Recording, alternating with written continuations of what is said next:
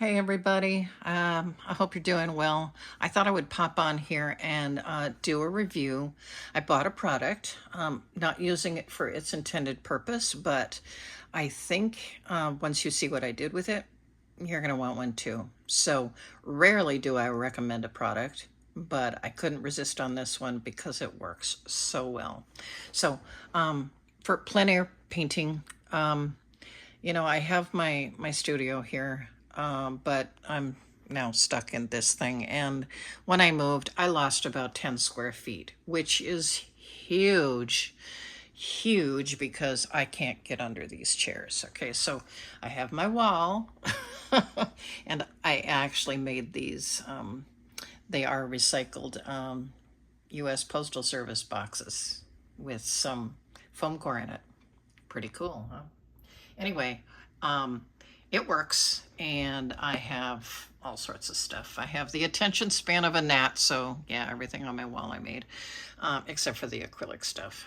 But anyway, I used to just take stuff in this little thing.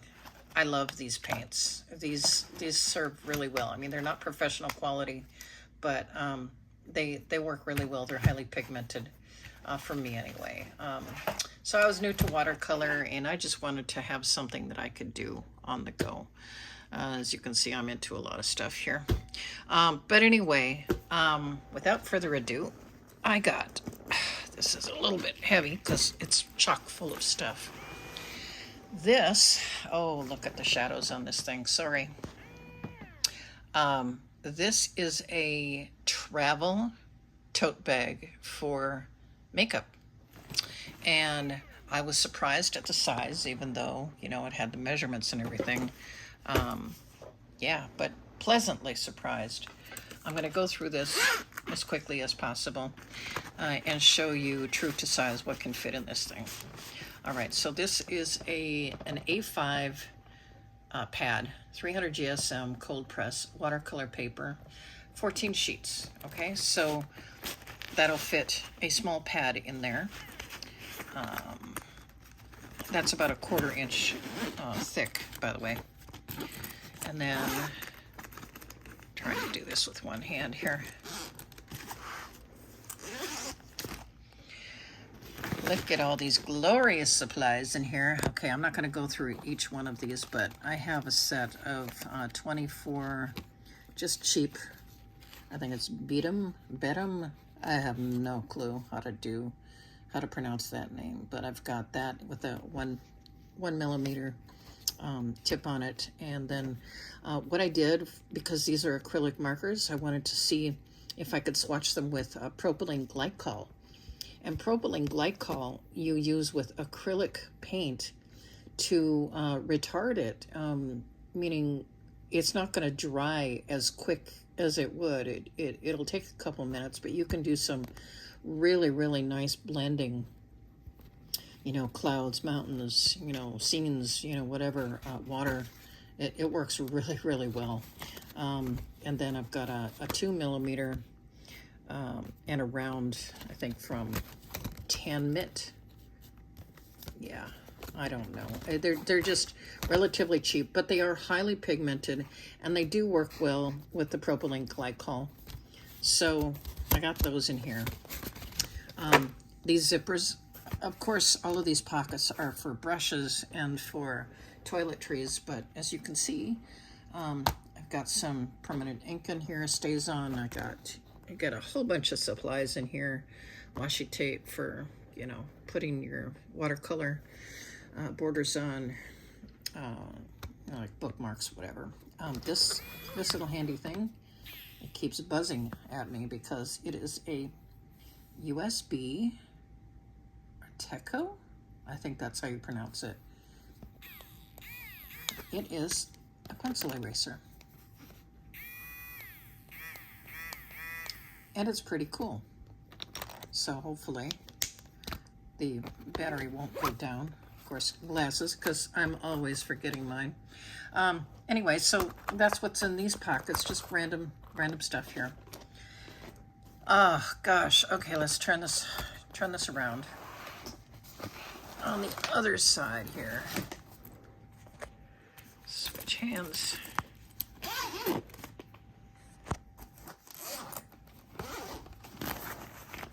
And more random stuff here. Okay, so this has a Velcro closure.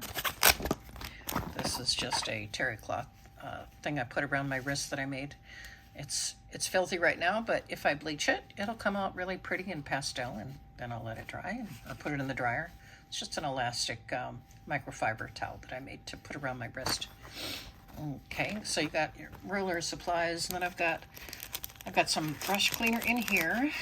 Okay, I've got some propylene glycol for the acrylic, and then some water for the aqua brushes in various sizes, and then just some regular paint brushes. This is a little edger so that you can clean up the edges or make them pretty or distress them or whatever. And then just some regular watercolor brushes in there. Now let's get to the good stuff. All right, so the only thing bad about this, which is really not too bad because everything else is so good, this is a magnetic closure, but it's not a strong magnet at all. This would have been perfection had they put in a stronger magnet, but they didn't. So let's just look in here. Look at all the goodies. Okay, so I'm not going to take everything out. This is just a stamping platform I made out of a CD. Like, I don't know, 10 years ago when the platforms were like millions of dollars. Not really, but way overpriced. I made it myself with foam and a CD thing. You put an acrylic stamp there. It sticks to the acrylic on this thing, and you put the paper in there, a stamp, and go to town. Okay, so let's just take that out. You can fit. Now, I don't really like these, but they're metallic and they're pretty. You can tell I only really like this one, but and this one. So they work in a pinch. They're not anything to write home about. They're just cheap Walmart brand. These are the Tanmit watercolor markers, and they have some metallic markers in here as well. This is the Chromatech. These are highly, highly pigmented, and I'm really loving these. So I did have them upside down, and yeah, it bled. Okay, here's another one for larger stamps. If something wouldn't fit in that other little thing that I made. This is a little USB fan, and I really like this. It was like $5. I couldn't resist. It's got several, you can tell it's blowing. So I use this to blow my artwork dry. It really is just got a lanyard on it. It's supposed to hang around your neck for the hot, hot summers, and it's hot here in Texas. Okay, so got some collapsible watercolor. Not, I can't talk. They're little cups. They're collapsible silicone cups that you rinse your brushes off with. Okay, so yeah. I am really super happy with this. Now, if I didn't have this in here, okay, I could fit this Canson 7x10 60 sheet 98-pound paper, spiral bound. And if you are the kind that does mixed media, look, it would work perfect.